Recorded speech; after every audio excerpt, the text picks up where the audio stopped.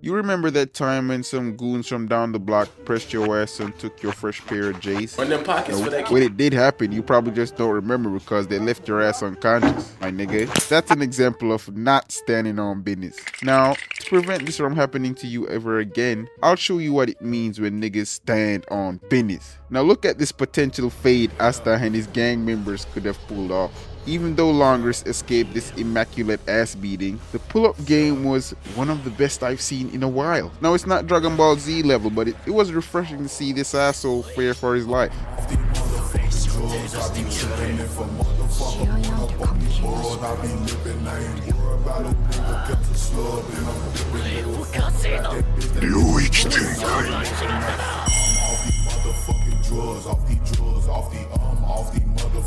Now another example of a top G standing on business was when Mike Guy put the fear of God into this non-believer. Let's talk about this pose real quick though. Look at the swagger. Y'all didn't know a guy had drip like this? Lock in, bruh. Mother talking about some I declare you the strongest. No shit, nigga. You could have lost your goddamn life. You lucky plot armor saved your ass. This scene was definitely one of the best power awakening transformations in the entire series. And let's be honest for a second. Guy/Rock Lee is the real Naruto. Let me explain. These two worked their way to being arguably the pinnacle of the show while being criminally nerfed. And yes, Naruto works insanely hard too, but come on. He has the Nine Tails.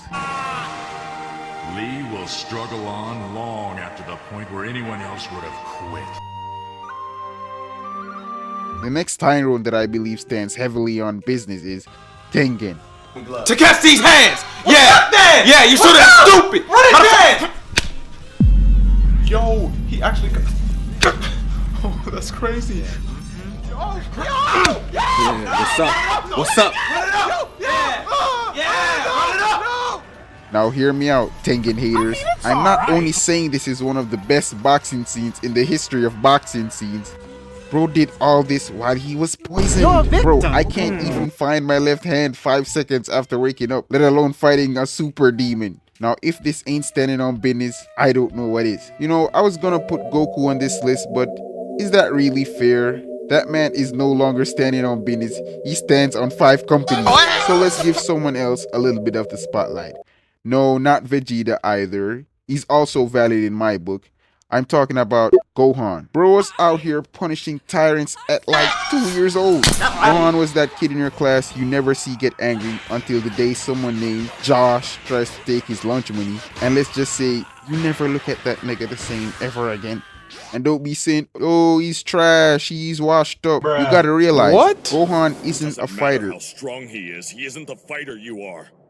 Think about it. So the fact that he stands on business when shit hits the fan, that makes him a G in my book. So stop hating, nigga. You'd probably lose to the worst fighter in the UFC.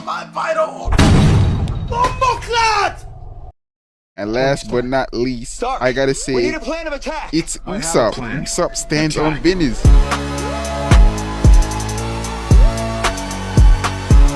Hey, put down the pitchforks. Obviously, when you compare him to these 3 demons, you're gonna judge him. But let me ask you this question. How on God's green earth would you face this freak of nature?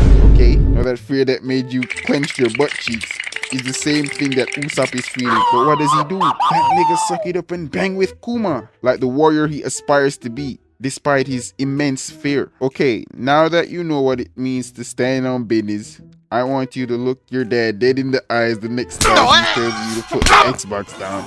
And you tell that nigga. Nah, I wouldn't want to say. Do my own thing.